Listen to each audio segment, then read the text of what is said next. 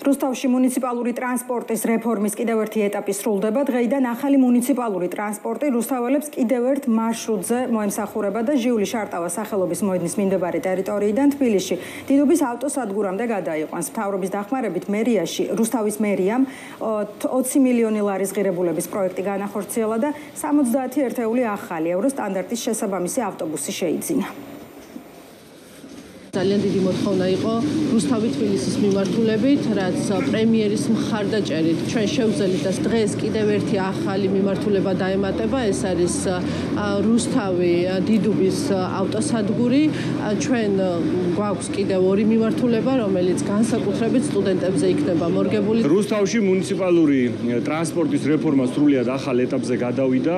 მოგეხსენებათ, რომ რეფორმა ხორციელდება ადგილობრივი თვითმმართველობის და ასევე ცენტრალური ხელისუფლების უშუალო ჩართულობით. ქართული ოცნების პოლიტიკური გუნდი გააგრძელებს მუშაობას იმისათვის, რომ გავაძლიეროთ ჩვენი ეკონომიკა და განვავითაროთ ადგილობრივი თვითმმართველობები და რეგიონები.